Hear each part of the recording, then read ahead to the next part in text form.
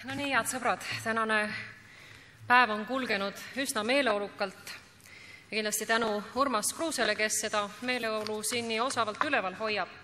Tegelikult ega peale Siimu ju võib-olla polegi mõtet nii väga palju ja pikalt Euroopast rääkida ja seetõttu ma tegelikult tahaksingi alustada sellest, et tuletada meelde, et täna lisaks sellele, et täna on meil üldkogu ja täna on ka Tallinnas muid tähtsaid üritusi, täna 5 aastat tagasi kinnitati Washingtonis Eesti liitumine NATOga.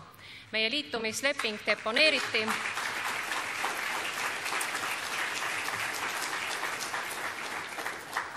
ja siin me oleme, NATO liikmed, täieõiguslikud ja võrdsed teiste hulgas ja ma, sõbrad, ütlen teile täiesti siiralt, isiklikult pean ma seda Eesti kõige suuremaks välispoliitiliseks saavutuseks taasiseseisvumise ajal, sest uskuge mind, vaid mõni kuu ennem seda 29. märtsi 2004 tuli mul välisministrina pidada päris tõsiseid läbirääkimisi NATO liikmeks saamise osas.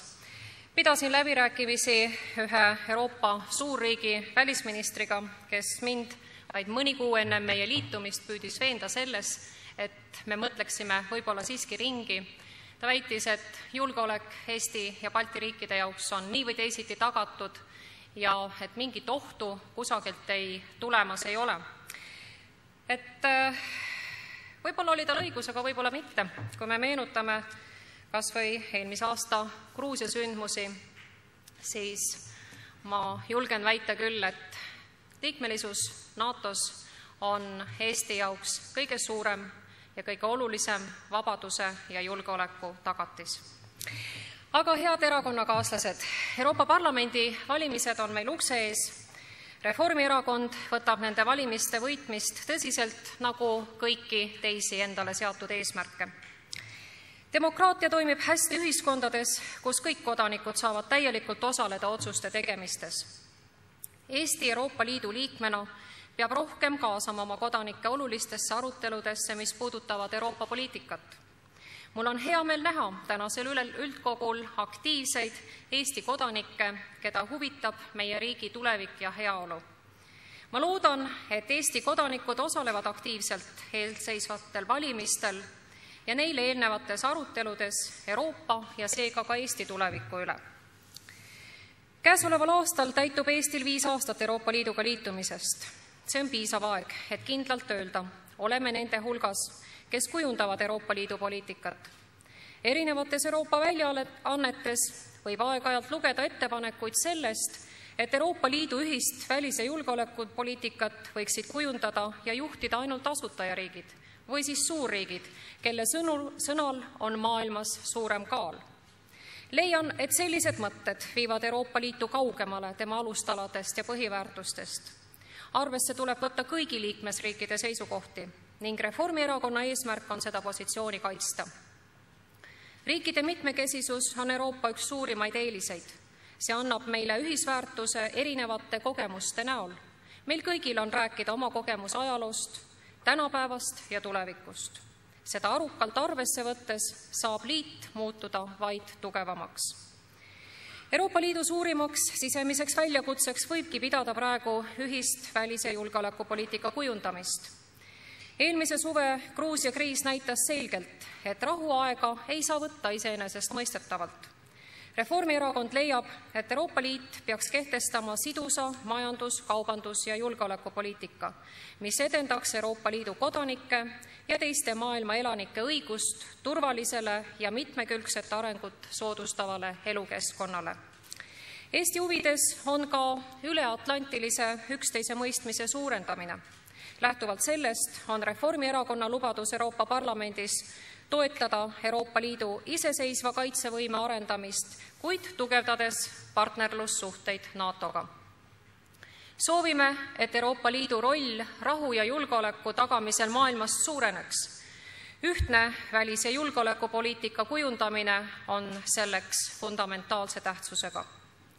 Euroopa Liidu võimekuse ja prestiiži tõus saab toimuda kiiremini Lissaboni lepingu jõustudes, mis muudab Euroopa Liidu otsustamisprotsessi lihtsamaks ja kiiremaks ning seab sisse ühtse välis- ja julgeolekupoliitika kujundamist soodustava Euroopa Liidu välisteenistuse. Meie prioriteet on toetada ka Euroopa Liidu ühtse energiapoliitika väljakujundamist. On oluline, et energiavarustust käsitletakse Euroopa julgeoleku- ja kaitsepoliitika lahutamatu osana. Seisame selle eest, et Euroopa Liidus kujuneks võimalikult kiiresti terviklik lähenemine energiajulgeoleku edendamisele. Seejuures tuleb arvesse võtta nii majanduslikke, keskkonna kui ka poliitilisi tegureid. Ainult ühtse energiaturu kujunemise käigus saab kujuneda ausal konkurentsil põhinev turg. Uute tuumajaamade rajamine on tekitanud Euroopas tuliseid vaidlusi. Leiame nii Eesti kui ka Euroopa Liidu tuleviku energiajulgeoleku seisukohalt on tuumaenergiale üleminek märkimisväärse tähtsusega.